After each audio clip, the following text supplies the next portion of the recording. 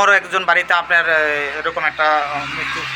আপনার চিন্তা করে দেখুন না, হ্যাঁ যদি নিজের ইচ্ছাকৃত মারা যায় তাহলে পার্টির নিচে মেরেছে গেলে নিচে গেলে মাটির নিচে কেন এরকম ভাবে যদি কারোর উপর সন্দেহ আছে আপনারা? আর সন্দেহ তো তাইনের উপরই, তাইনের বাড়ির যখন যার বাড়ি তাইনের উপরই তো আমার সন্দেহ। তাইনের বাড়িতে আচ্ছা বল। হ্যাঁ তাইনের বাড়িতে যখন আটকানো এটা তাইনের বাড়িতে হেরে রাহনের উদ্দেশ্যটা কি, কাজ সারছে তাইনের বলে বাড়ি যাও, তোমার বাড়ি তো এখানে 20 মিনিটের রাস্তা। আচ্ছা আচ্ছা, এখন কি চান আপনারা? এখন কি চাই? জাস্টিস চাই, ন্যায় চাই। তারা তো লয়ের উপর দিয়ে কথা বলতেছে, আমরা ন্যায় চাই। ট্যানের বাড়ি হচ্ছে রেন্টাস। তো আমরা যদি ঘটনা জানি, ট্যানের অক্ষণে জানতে যেহেতু ট্যানের বাইক বাজার, ট্যানের তারা দুইটা ঘাড়ে দিয়ে আনছে, আইন না কালকে মারধর করছে। তো ট্যানের সাথে যখন আমরা কন্ট্যাক্ট করার চেষ্টা করি, দুপুরে বলে আরো দুজন দোকান ছিল, তো ফোন করলে আরেকজন ফোন তুলে, তো এটা অনেক হয়েছে বিকালে কথা হইব, বিকালে ফোন করলে ফোন তুলে না, রাত্রেবেলা তাই লুকাই ফোন করে আমাদের, হ্যালো সব ঠিক আছে, আমি তাহলে সকালে আমরা, কারণ কেড়ে বসে কথাটা। এটা কোন জায়গা, কার বাড়িতে এসে? এই বাড়িতে এসে। কার বাড়িতে এসে? রতন চৌধুরী, তিরুপতি কনস্ট্রাকশনের ওনার কি হয়?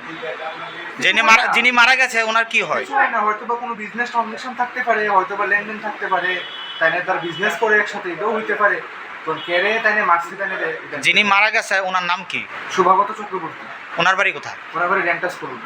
আর রেন্টাস স্কুল থেকে কাল কি আনা হয়েছিল নাকি? তাইনে এটা তো আমি করতে পারতাম না, এটা অবশ্যই হয়ে গেছে। আচ্ছা, বাইক পাওয়া গেছে, কইতাছে গুলবাজার আছে বাইক, তাইনে আবার এখানে তো গাড়িতে তো নিয়ে আইছে। তোমরা কেমনে খবর পাইছো আজকের এই ঘটনাটা? অনলাইনের মধ্যে আমরা সবাই জানি, আমি কয়েকদিন থেকে ভিডিও দেখছি যে পুলিশ যখন ফাঁসি দেয়, ফাঁসি দিলে ঘাটটা ভাঙে, তখনই ফাঁসিটা হয়। তারা হয়তো জানে যে ঘাটটা ভাঙতেইব, মেলে তুইব, তারা ভাববো যে ফাঁসি না। এখানে কার বাড়ি এটা? দাদা কি কারণে মারতে পারে এটা তো আমরা কইতে না, হয়তো তারা কোনো লেনদেন আছে, এটা আমরা ঠিক সঠিক করতে পারি কি লেনদেন আছে কি। লাস্ট কোন সময় কথা হইছে আমরা? লাস্ট আমরা লগে কালকে রাতে 10টার সময় কথা হইছিল। আমার ফোন করে কইতেছে আশা দি কই আছেন? আমি কইছি স্যার বাড়িতে আছি। আপনি ভালো? আমি কইছি স্যার আপনি ভালো আছেন? কেন কইছে হ্যাঁ আশা দি আমি ভালো আছি, কোনো চিন্তা করেন না, আমি বাড়িতে আছি। আমি কইছি স্যার আমার কোনো প্রবলেম আছে না? আমরা কোন আমরা সব অফিসটা পাবো কোন আশা দি আমার কোনো প্রবলেম না, আমি বাড়িতে আছি, সুস্থ আছি, ভালো আছি।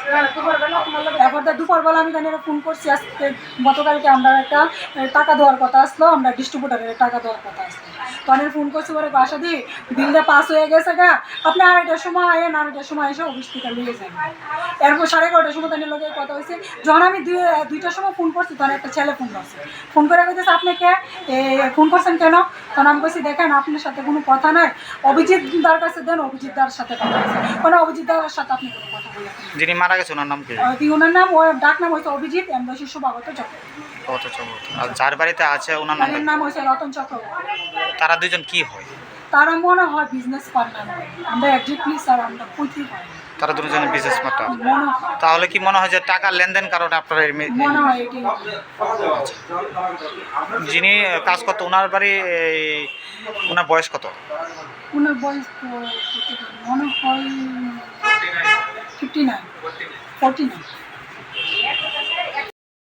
আমার কিছু বলার নেই, ওটা আমি ছিল, এখন উনি মানে সুইসাইড করেছে কি করেছে এটা পুলিশ ইনভেস্টিগেশন বলবে। এটা কি আপনার বাড়ি? হ্যাঁ। আপনার নাম কি? রকম করে। তা আপনার সাথে উনি কালকে রাত ছিল? হ্যাঁ। তো আজকে এরকম ঘটনা হয়েছে, কেউ বলছে এটা মার্ডার করা হয়েছে, কি বলবেন? এখন আমার তো এটা কিন্তু কিছু করে, এটা পুলিশ ইনভেস্টিগেশন করে যদি মনে করে যে আমি মার্ডার করছি। ওনার বাড়ি কি এখানেই? আগরতলাই বাড়ি। না, আপনার বাড়িতে কি করতে এসেছে?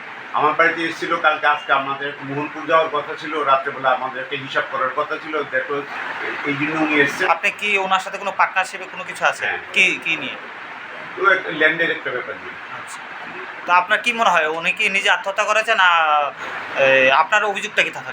না, আমার অভিযোগ কি, আমি তো দেখলাম যে উনি সুইসাইড করেছে, এটা আমার মনে হয়েছে সুইসাইড করেছে। কারণ কেন কি, ওদের দরজা বন্ধ করা, ভেতর থেকেই বন্ধ করা। আচ্ছা, তো এটাই আমার মনে হয়। তা আপনার বাড়িতে এরকম একটা ঘটনা হয়ে গেল, আপনি কী করে বলবো আমি? আমরা তো রাত্রেবেলা এখানে পাশাপাশি 2 রুম, এখানে আমরা বেডরুম আমরা ঘুমোচ্ছি, ওনার বেডরুম উনি ঘুমোচ্ছে। রতন কুমার চৌধুরী বলুন। রতন কুমার চৌধুরী। কি করেন? আমি বেসিক্যালি কনস্ট্রাকশন ব্যবসা। কেউ বলছে আপনার আর্থিক লেনদেনের কারণে ওনাকে মার্ডার করা হয়েছে বা ওনাকে মারা হয়েছে। দেখুন, এটা কে কি বলছে এটা যার যার ব্যক্তিগত আপনি ব্যাপার। কি করলে আর ইয়ে বিলাসী লোক হ্যাঁ, আর্থিক লেনদেন তো আছে বটেই, এই জন্য এটার সঙ্গে তো- আর্থিক লেনদেন আছে, কিন্তু আপনি স্বীকার করছেন না যে আর্থিক লেনদেনের কারণে ওনাকে মারা হয়েছে এমন না। কোনো না। আপনি কোন- এখানে কি আমি দেখছেন? তো আগে দেখছি ওই রতন কুমার চৌধুরীর বাড়িতে দোতলাতে একটা বদ্ধ রুম পরে আমরা এটা ড্রপ বানিয়ে দিচ্ছি, একটা রুম পুষে দিচ্ছি সিলিং ফ্যানে। কিন্তু এখন আমরা ইনভেস্টিগেশন চলতেছে কি সুসাইড না মার্ডার। কার বাড়িতে পাওয়া গেছে এটা? রতন কুমার চৌধুরী একেবারে কি কারণে সুইসাইড করেছে এবং কিছু জানতে পেরেছেন বা? তারা দুজনে পার্টনারশিপ কন্ট্রাক্টর। কালকে রাত্রে 8:30টায় তাদের বাড়ি যাইছিল, আইছিল মানে মিন্স তাদের বর্তমানে তাদের গাড়ি দিয়ে আইছিল কার সাথে? তাদের সাথে, ওই ওনার সাথে। ওনার সাথে রতন কুমার চৌধুরীর সাথে। আচ্ছা, এরপরে রাত্রেবেলা 11টার দিকে দুটোতে তাকে খাওয়া দাওয়া করছে, তাকে চিংড়ি ঘুমে ঘুমাই তুলছে। হ্যাঁ, পরে আজকে সকালে করতেছে দরজা খুলতেছে না, পুলিশ খবর দিচ্ছে, আমরা আইছি, আমরা ইনভেস্টিগেশন চলতেছে। আপাতত সচিন নাম্বারটা একটু স্যার আমাকে নেওয়া সেন্ড করবেন। ইনভেস্টিগেশন